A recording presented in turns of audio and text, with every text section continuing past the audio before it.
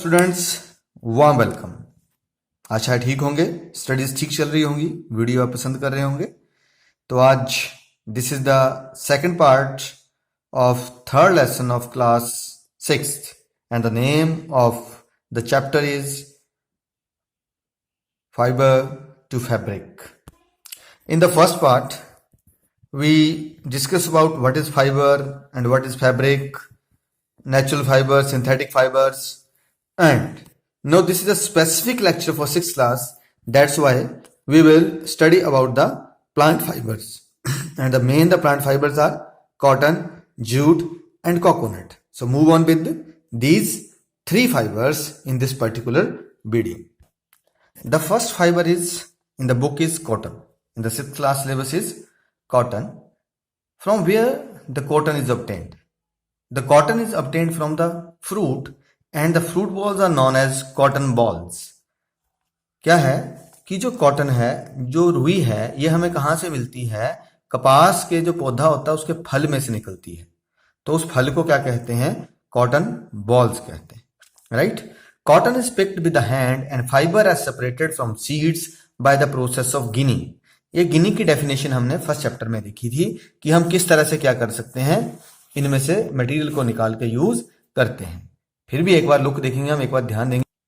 ये देखिए, ये क्या है? कॉटन प्लांट्स हैं और इसके फ्रूट है। जब ये फ्रूट पक जाता है तो ये ऊपर से ब्रस्ट हो जाता है, फट जाता है और उसमें से रुई बाहर निकलती है। और इसी रुई में से क्या निकालते हैं बाद में? इस तरह से गिनिंग से क्या कर लेते हैं? कॉटन सीड्स, कल भी बताए थे बिनोले, उन बिनोलों को अलग कर लेते हैं और हमें रुई अलग से मिल जाती है।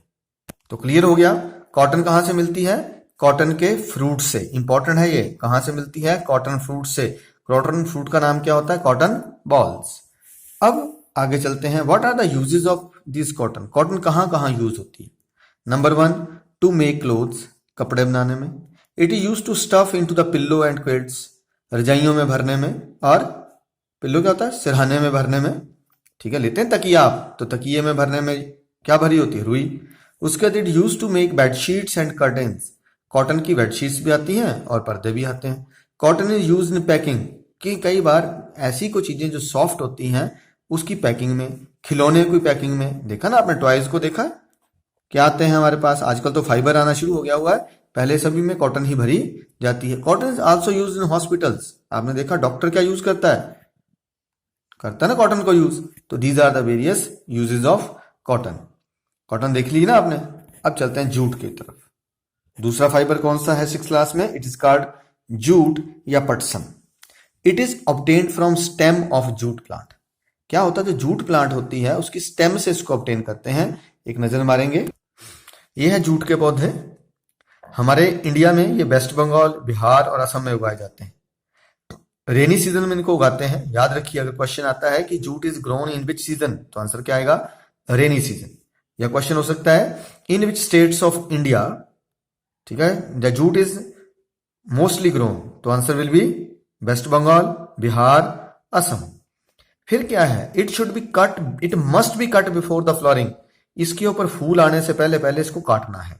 ध्यान रखना, अगर पूछा है कब काटनी है आपने, व्हेन द, ठीक है, the jute crop is harvested, the jute crop must be harvested before the flooring. Flooring stage के जैसे शुरू होती है उससे उसी टाइम इसको काट लेते हैं। Then it is immersed in water, फिर इसको पानी में डुबो देना है। जब पानी में डुबो देते तो इसको जो बैक्टीरिया है इसकी ऊपर की छाल को थोड़ा थोड़ा खा लेते हैं, ठीक है, इसको नरम कर देते हैं।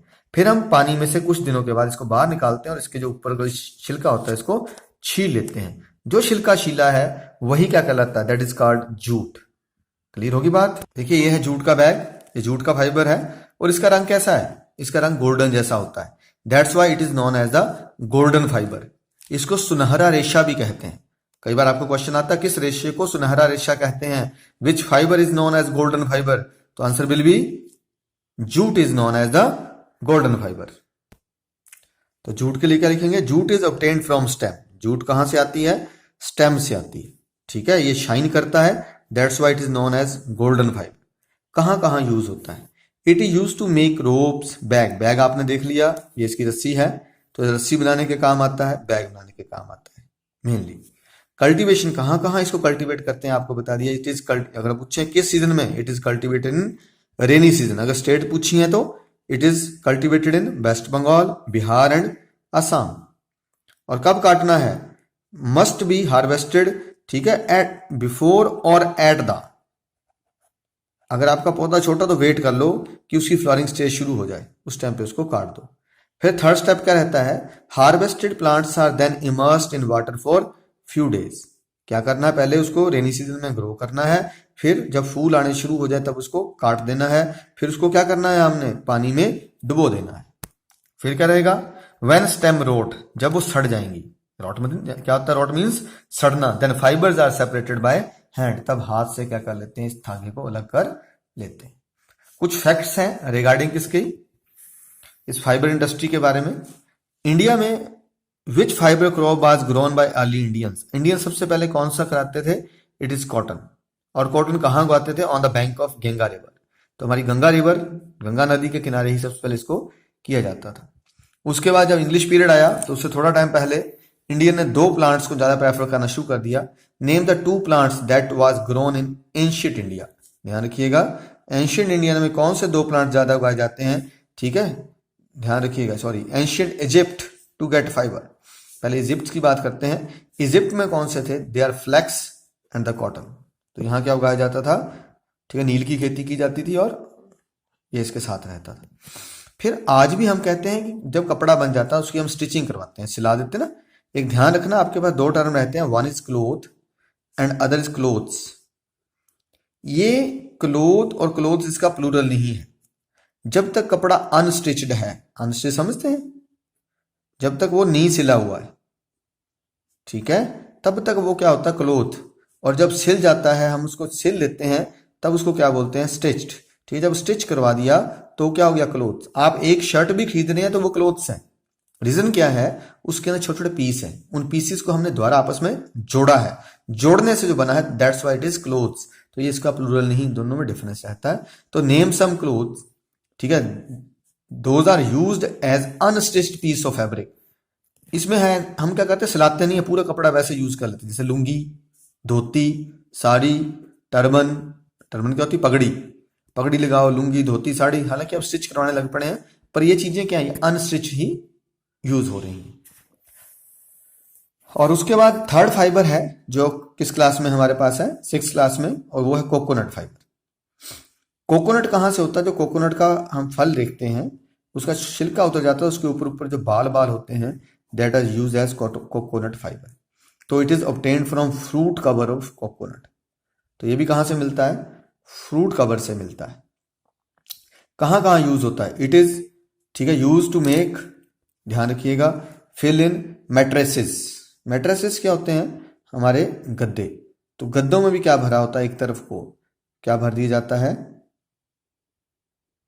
ठीक है, एक तरफ को क्या भरी होती है, कोकोनट फाइबर होता है, दूसरी तरफ क्या होता है, फाइबर सिंपल होता है। तो दोनों में फायदा क्या रहता है, जो कोकोनट फाइबर है गर्मियों में काम आता है, ठीक है। टू मेक द मैट्स, जो फुट मैट रखे होते हैं फुट मैट, दरवाजे पे क्या रखे होते हैं, कई बार हमने मैट रखे होते हैं, तो जो फुट मैट है वो किसके बने होते हैं, coconut fibre. To make ropes, rope जानते हैं, रस्सियां बनाने के भी ये काम आता है। तो these are the certain fibres and their uses as per the NCERT of 6th class. तो डियर स्टूडेंट्स, अब आपके, मुझे लग रहा है कि सारे ही क्वेश्चन कवर हो चुके हैं थर्ड लेसन के। तो आप इसको कंप्लीट कर लीजिए, कोई प्रॉब्लम है तो कॉल कर लीजिए, वीडियो एंजॉय कीजिए, पढ़ते रहिए, आगे बढ़ते रहिए। ये जूट फाइबर है, राइट, और ये हमारे पास क्या है, ये नायलॉन का रेशा है। मैं दोनों पे ही फोर्स लगाऊंगा, देखते हैं कौन टूटता है। ये देखिए, ये कितनी आसानी से टूट गया। अब उतना ही मोटा ये है, इस पे जोर लगा के देखते हैं, ये नहीं टूट रहा है। तो इट मीन्स जो सिंथेटिक फाइबर्स हैं उनमें स्ट्रेंथ ज्यादा होती है, और जो नेचुरल फाइबर्स हैं उनमें स्ट्रेंथ कम होती है। अब एक और एक्सपेरिमेंट करते हैं, देखते हैं कि बर्निंग पे क्या इफेक्ट पड़ता है। मैंने एक क्या लिया है, मैच स्टिक या छोटी सी कैंडल है, मैंने इससे इसको बर्न कर लिया, राइट, ये नहीं बर्न हुई। फिर देखते हैं ट्राई करके, नो, ये बर्न कर गई। इसके पीछे भी कई कारण है, वो आपको आगे लेसन में बताएंगे। देखिए, ये मैंने जूट का लिया है, और ये देखिए ये फटाफट जलता ही जा रहा है, ना मेरे हाथ से चिपका, कुछ नहीं हुआ, सेव हूं ना मैं। और मैं इसको देखना इसके साथ क्या होता है। देखिए ये क्या कर रहा है, आग पकड़ रहा है, नहीं ना। देखिए कहाँ आके पकड़ा, देख सकते हैं हाथ के साथ कैसे चिपक गया। तभी कहा जाता है कि सिंथेटिक फाइबर को कभी भी क्या नहीं करना है, किचन में नहीं डाल। देखिए जल गया ना मेरा हाथ। तो आप इस तरह से देख सकते हैं कि जब ये बर्न होते हैं तो ये मेल्ट हो जाते हैं। देखिए ये सारा मेल्ट हुआ, इसका सब गायब हो गया, और ये बॉडी के साथ इस तरह से चिपक जाते हैं, जिससे क्या पड़ता है, बहुत हार्मफुल इफेक्ट पड़ता है और स्किन बर्न्स बहुत बुरी तरह से हो जाते हैं। तो ये जो चीज़ है ये कभी भी किचन में यूज नहीं करनी है। ये स्वेट को ऑब्जॉर्व नहीं करती हैं, इसलिए गर्मियों में इनके कपड़े नहीं डालने हैं। हाँ बहुत स्ट्रेंथ वाले हैं, पैराशूट, रस्सियां, सब बहुत अच्छी चीज है। तो इन चीजों से अगर, हाँ एक चीज और आप घर में करके देखिएगा, इसको करना है, फिर इसको सूंघ के देखना, आपको स्मेल आएगी जैसे बाल जलते हैं, राइट। और जब इसको सूंघेंगे तो ऐसा लगता है टायर जल रहे हैं। ठीक है, तो आप ये स्मेल करके